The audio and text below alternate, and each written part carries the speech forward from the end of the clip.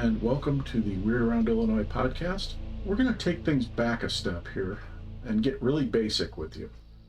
You know that we look for cryptids and UFOs and ghosts, but what is a cryptid? There are some of you who may not know. There are some people who have different definitions of cryptid than others. We thought it was a topic worth at least spending a few minutes talking about. We can start by giving some examples. We talk about a lot of cryptids on this show. Yeah, the main ones that we always look for and keep an eye out is like dogman, bigfoot, even mothman. There are a lot of sea monster type cryptids or lake monster type cryptids. Things like the Loch Ness monster, Champ, which is the monster in Lake Champlain. There's supposedly a sea monster in Lake Michigan. Really? Yeah.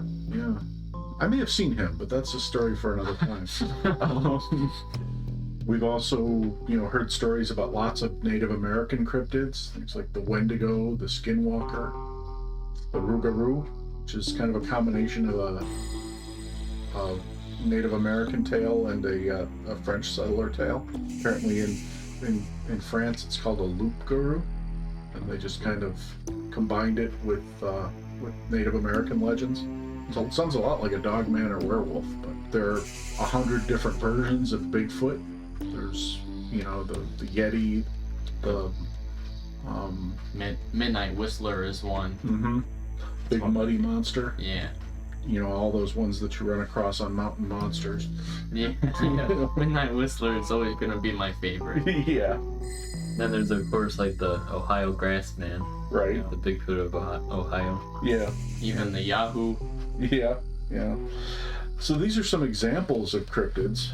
The most basic definition of cryptid is that it's a mythical creature that may or may not exist. What's interesting about that is that there have been cryptids in the past that have been proven to be real.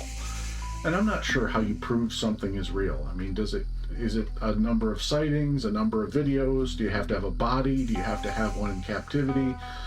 But just some examples of some animals that were considered to be cryptids that are now considered to be factual, real animals are like the giant squid.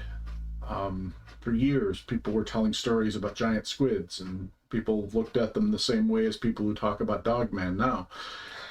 But then suddenly one washes up on the shore of Japan, and it's like 40 feet long, and they're like, oh, well, that's a giant squid. Similarly, gorillas were once considered to be cryptids. Really? Yeah, people would come back with these stories of these hairy, man-like creatures in the lowlands in Africa, and they'd say, yeah, sure, whatever, until suddenly you see pods of them out there. Actually, the duck-billed platypus.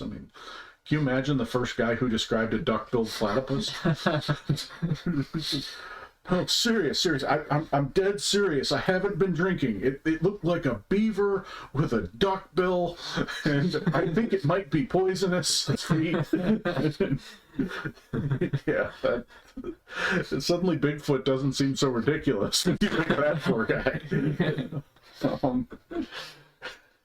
And then, another one that it was a cryptid, then became real, and now it's back to being a cryptid again, was the Tasmanian tiger.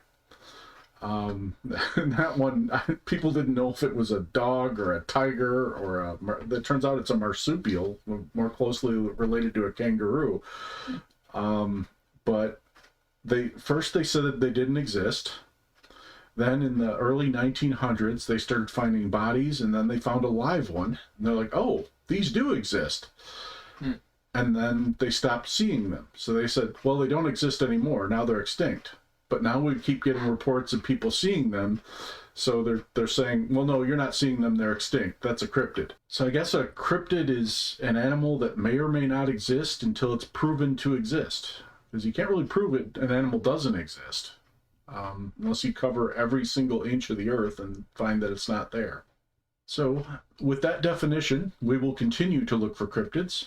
And if you have any more thoughts on what makes a cryptid or doesn't make a cryptid, or if you've seen any cryptids and you'd like to tell us about it, by all means, let us know.